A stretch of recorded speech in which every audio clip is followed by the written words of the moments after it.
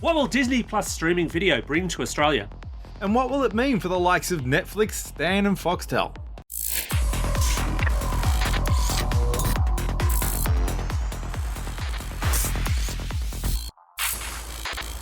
Vertical Hold is proudly sponsored by Casa Systems, taking Australian technology to the global market. Welcome to Vertical Hold, behind the tech news, where we talk to Australia's leading technology journalists to get to the stories behind the news of the week. I'm Alex Kidman, and I'm joined by Adam Turner, a man who's still holding out hope for a gritty yet realistic Gilligan's Island reboot on Netflix. Yeah, I'm really excited about this. We've already cast Steve Buscemi as the hapless Gilligan, and I can see Christopher Walken as the professor with a dark secret. I mean, after that, it should just write itself. I'm not sure I want to know where Christopher Walken is hiding the 3-hour tour. And this week, I've been chatting to Gizmodo Australia editor Tegan Jones to get the lowdown on Disney's plans for Australia, which we'll cross to shortly. But we're also joined in the virtual Vertical Hold studio by TV Black Box's Steve Molk. Steve, welcome back to the show. I, for one, welcome our House of Mouse Overlords and remind them that as a TV commentator, I can help make sure that people sign up to their thing. Well, I think signing up to the thing is the story of the week. So we're going to skip the news and we'll jump straight into my chat with Tegan. So I'm chatting with Tegan Jones from Gizmodo, and one of the surprise bits of news of this week is Disney Plus launching Down Under. We kind of speculated we might wait a year or two for it. Disney's not waiting that long, are they? No. While we did know that it was going to be coming to the US later this year, everyone pretty much assumed that that would be the test market. Maybe they'd throw in Canada as well. But as it turns out, Australia and New Zealand are going to get it not that long after it launches there. So, it's coming, and it's coming sooner than we expected. And for a company that likes money so very, very much as Disney does, they're also going really aggressive on the pricing. Oh, yes, very aggressive. So here in Australia, it's going to be $8.99 a month, or if you choose to pay for a whole year up front, it'll actually only be $90. So it's actually undercutting Netflix by a whole $1 a month if you go for that monthly service, or if you go for the whole year, it undercuts it quite significantly. Now, Netflix is the elephant in the room here. They're really the obvious big streaming target to take on. What do you think Disney's chances are of making that happen? It's going to be interesting because, obviously all of the Disney-related content, so Star Wars, Marvel, all of that has been off Netflix for a while. Some of it went to Stan until that contract expires later in the year. So it's not like it is on there right now and it's going to be torn away once Disney Plus launches here. So I really don't subscribe to it being a Netflix killer necessarily, because not everyone is going to froth a service that's just Disney, even when it has things like Marvel and Star Wars. What I predict happening is that people will probably have Netflix and Disney Plus if they're so inclined, especially when it's not that much more to get the extra service.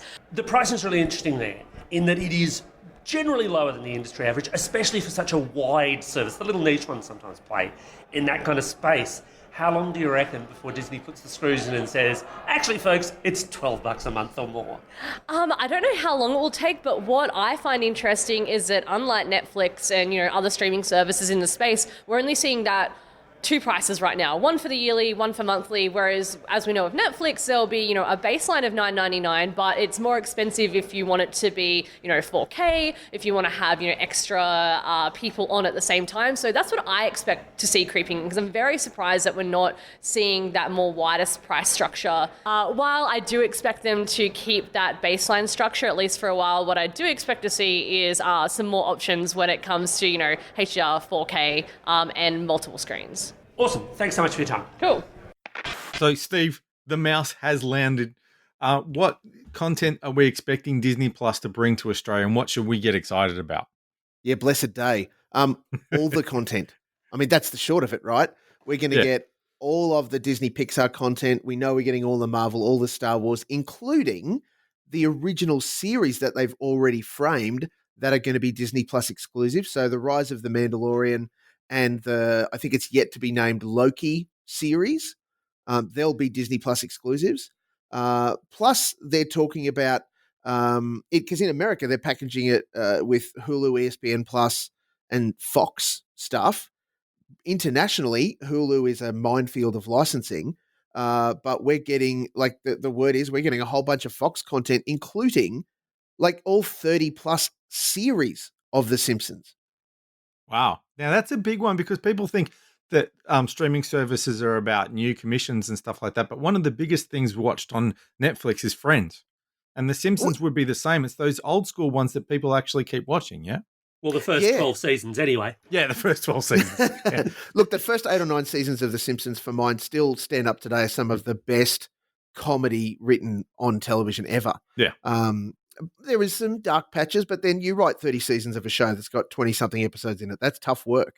Look, the interesting thing is that Friends is a great one that you point out. There's been some studies showing that in America, particularly millennials, have been using Friends as a TV show to just put on in the background when they get home so that there's some comforting noise, some ambience that they can drop in and drop out of and feel like they're not living by themselves in a very lonely existence. So interesting that plays into it. But look, generally speaking, the library that Disney Plus launches with, because of its aggressive acquisition schedule, means that it comes in with like 7,000 episodes of shows. What do you think it's going to poach locally? I mean, who's going to hurt the most? Foxtel are a loser, there's no question, because they've got some Disney content that will cease to be theirs. And certainly Stan as well. They were always ever on a short-term, like 12-month contract. And disappointing, I think, that Stan Nine particularly, weren't able to get that across the line, because there was some supposition that if they did, Nine would be able to deliver, for example, a kids channel rivaling ABC Kids just as a free-to-air broadcast channel, which would have been incredible, right? Stan is in an interesting position, though. Perfect timing, right? They just announced 2 days ago that they have signed a big deal with Paramount, which brings a raft of really significant, particularly movie titles, to their library. That, interestingly, is a loss for 10 All Access, because in the Viacom CBS re-merger, Paramount is a Viacom subsidiary, and you would think that they'd get a look at it. So we're kind of talking, TV rights inception here. So it's Viacom crazy talk. owns Paramount, and who owns? How does CBS That's all fit into CBS. there? So what? So Viacom owns Paramount. CBS and Viacom are re-merging. CBS owns 10. Yeah. So that means a whole lot of a content. significant library. That means a whole lot of that library could then end up belonging to 10 and CBS All Access here, and not some of the other players.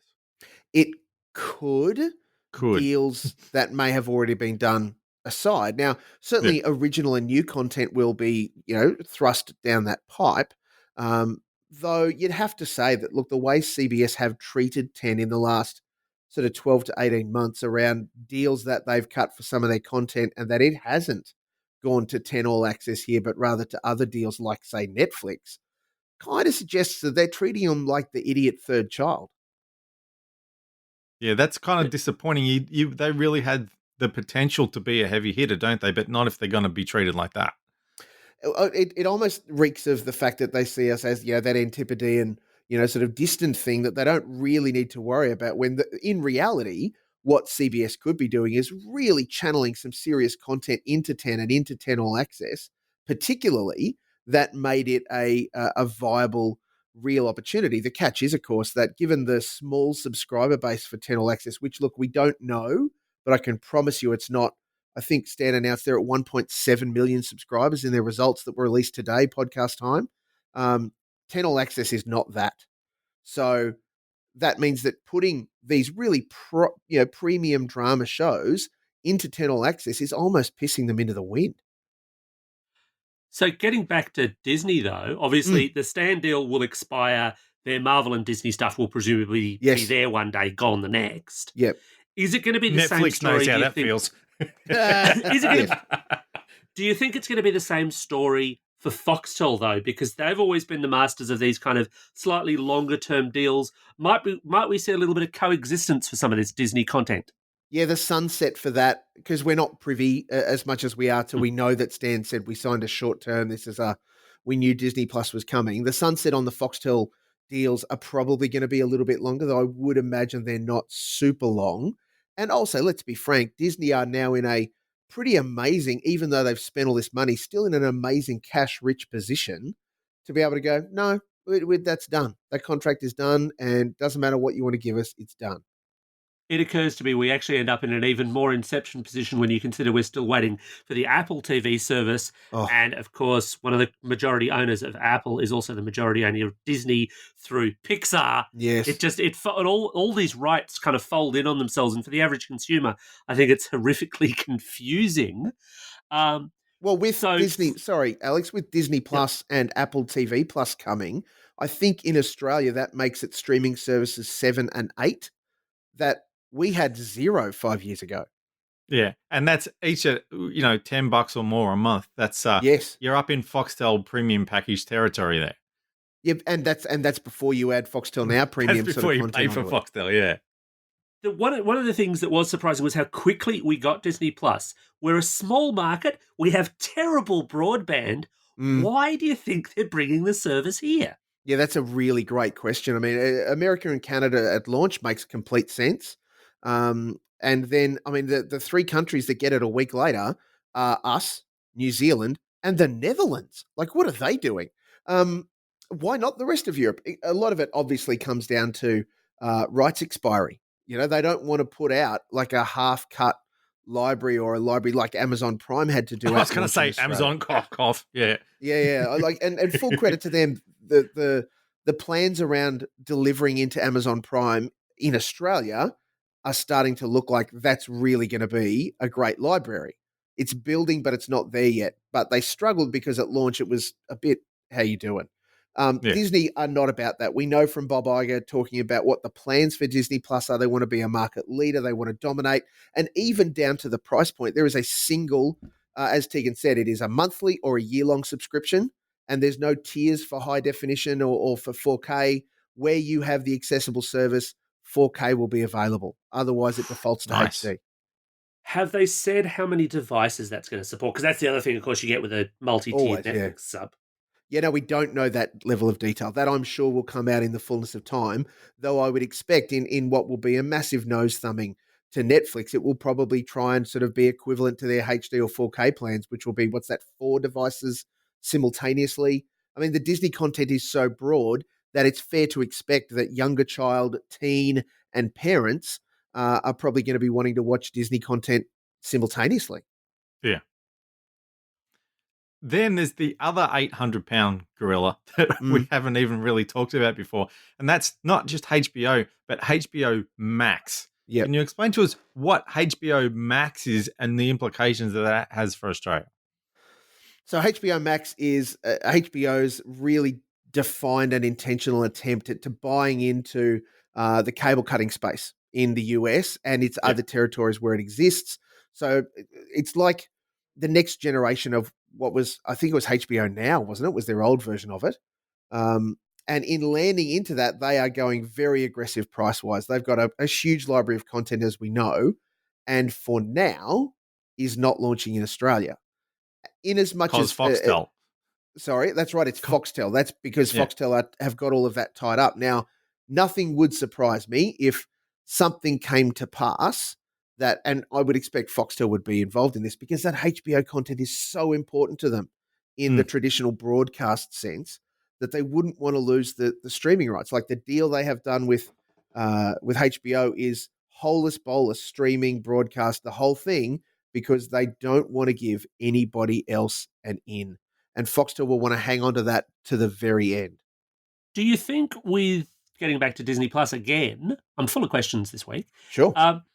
Do you think it also spells the end of the free-to-air channels getting that broader Disney content? Because you're talking Disney and ESPN and obviously decades worth of movies that are, ideal Saturday afternoon fodder or, for example, kids' Saturday morning programming fodder. Well, remember we used to have Saturday Disney back in the day, right? And even with Stan's deal with Disney right now, I don't know if you've noticed, but some Saturday night programming has started to get, pre-rolled with The Wonderful World of Disney, which is a great little buy-in, and certainly I'm sure what they were pitching to Disney as to why they should get into bed with 9. It certainly is more than a shot across the bow of the free-to-air commercial networks, because as we acknowledge they used to have network output deals, which meant that they got just shows and shows and shows. It's become more a la carte. They're picking this show and that show and that show. Now, those kinds of situations are becoming less and less likely that we will see them in Australia because they'll just go, no, we'll put it on Disney Plus. We have a delivery mechanism. And just to jump back to earlier, Alex, and I asked why would they choose Australia? We're an amazing testing ground. Yeah. You know, we have the opportunity because we are so isolated, because our broadband is not great. They get to be able to go, here's our service, here's the platform that we deliver. Let's really load test it, because that's one thing that Australia has been great on, is the uptake in these streaming services and testing it and pushing it and pulling it. And if they want to then go, all right, Europe, here is Disney Plus, we've robustly worked it through with the Aussies and the Kiwis, and we know kind of what to expect and the load spikes and those sorts of things. And So we're the mouse that gets the poison cheese. Yes. And we're a Western English speaking audience, so it's not that difficult in terms of integration to drop it on us first and see how it all plays out. Absolutely. Yeah, but so's the UK. Much bigger audience. Sure, but it's a much bigger audience that if it went belly up or performed poorly there, the market implications are far more significant. Like, to be frank, True. Australia is nobody in a market play. As we said, 1.7 million subscribers to Stan. Netflix, at best guess, would be maybe 2 to 3 times that. Disney Plus would be looking for Netflix kind of numbers, but, you know, conservatively, 6 million people subscribing to a service is nothing to what the UK alone would offer them, let alone a broad European audience. So the big loser in this game of musical chairs is looking like the Seven Network. They're in the paper the other day going, yeah, sure, we'd be cool to team up if a streaming service comes along. Please forget about Presto. One was always going to die, and to be honest, my money was on Stan. I thought that Presto, with the backing of Foxtel, would make it, but Foxtel's just, they were too fragmented in what they were trying to do, and Presto was the one that went under. What do you do now if you're Channel 7? Do you just give up? Do you try to get into bed with somebody else? And I'm not convinced that Seven were as all in on Presto as they said they were, right? They weren't really giving it their full attention as a streaming service, rather telling us, oh, all this content's over here on Plus 7 at the time. That's now 7 got, Plus. I think, like one Home and Away special, and that was about it. Yeah, that's not going to set the world on fire, right? Yeah, one unique piece of content out of 7. And to Stan's credit, they were really early. Here is original Australian content. This is who we are. This is what we're about. Look, there are 500 million reasons for Seven to get their act into gear. Their financial results this year are all bad, and it's exactly why Tim Water is not the CEO anymore. They have to do something. Nine have positioned themselves really well. It did cost them, but we saw even just in their financial announcement this year for the 2018-19 fin year that investment has paid off in a diversification of their audience that has kept being retained by Nine. So whether you're a Nine watcher or you watch on Nine streaming, Nine catch up, or you're a Stan subscriber, that's 3 bites at the cherry. One very big one that Seven doesn't have, and that's the subscription streaming option. I've seen all sorts of rumors. James Warburton even mentioned, the new CEO, that nothing is off the table when somebody put to him a merger with Fox Corp. Oof. And that would be so. It gets really complicated. Either way, still gets new. Yeah, it would be insane, but certainly Seven are now on the back foot around. Well, how do they? Because this is the thing: if we're not watching reality TV on free to air broadcast, or we are, and then we go right. Well, now I'm going to switch off that and turn on to watch The Loudest Voice, or I'm going to turn on to watch Succession, or I'm going to turn on to watch Stranger Things. None of those are Seven properties. That's Stan, Foxtel, or Netflix. So Disney's bringing it all into Disney Plus, and one of the interesting side angles, and I suspect side repercussions of this, will be on the physical media market. Because whilst it's shrinking, there is a section of the population, and especially a section of Disney fans, actually, who love the idea of owning Disney classics, of owning Disney Blu-rays and DVDs and even VHS before that. Do you think we're going to hit a point very soon where they just go, nah, this is never getting a physical release, it's just Disney Plus, because that way we control it all the time? I think that Disney Plus becomes a much bigger part of their to-market strategy. I can't remember if we've talked about it before, guys, but I know that in the States, for example, for limited releases, you can go and buy an extra special movie ticket, which gives you a ticket to the movie and then a voucher to download that movie on the platform of your choice, Google Play or Apple. So you can basically go and watch the movie and buy it ahead At the of same time. Yeah. Wow. And it's a phenomenal Yeah. solution, right? Back in the day, that would have been, here's your voucher to go and buy your DVD. And we know that there are still some DVD releases where, and here's the code for you to buy it on iTunes or whatever. I think for Disney, it becomes, here's our opportunity. We're going to push it to market in the cinemas. And because it's our product, it's our franchise, it's going to be in the cinemas for, if it's a really big one, hopefully 4 to 6 weeks.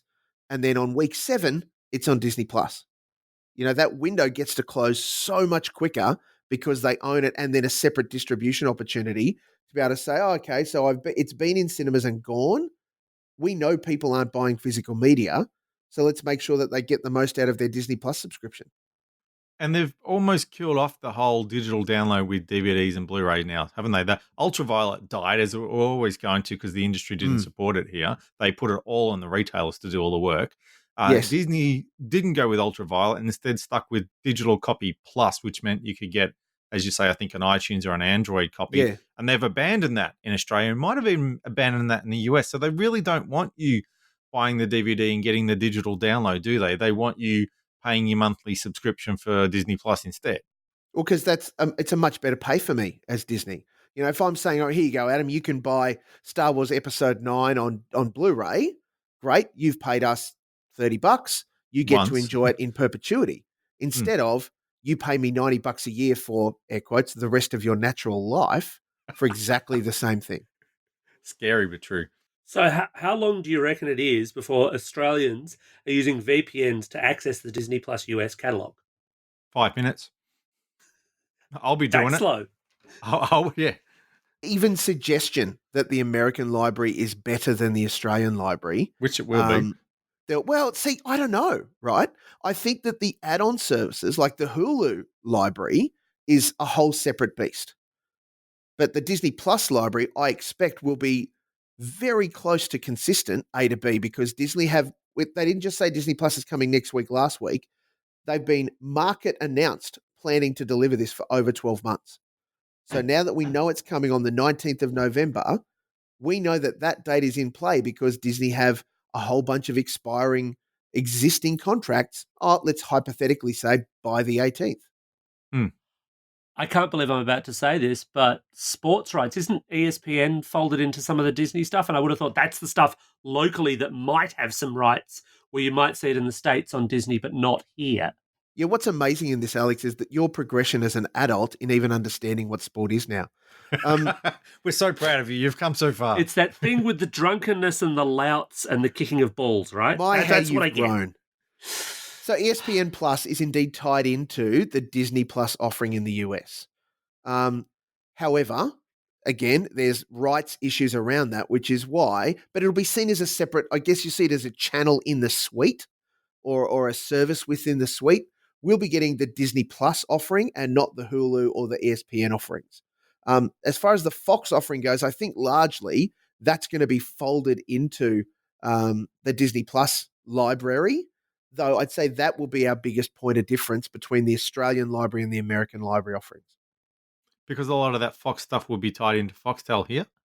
And because they bought it, in the interim. So you're right, tied into Australian Foxtel and also existing licensing deals on a whole bunch of stuff, which just make it too hard. I mean, there's even supposition, for example, because 7 in Australia now have The Simpsons, though I have it on pretty good authority that when 7 got the Simpsons because Fox got their knickers in a twist over CBS buying 10, that they didn't just buy all of The Simpsons and all of the rights. They got very explicitly free-to-air linear broadcast latest seasons. So streaming is still all Disney's. So, folks, that's just about it for this special streaming episode of Vertical Hold. What do you think? Are you going to keenly sign up to Disney Plus on day one?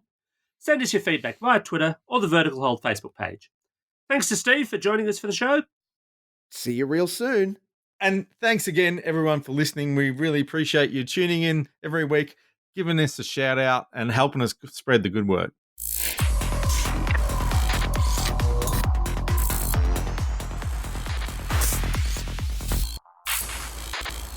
Vertical Hold is proudly sponsored by Casa Systems, taking Australian technology to the global market.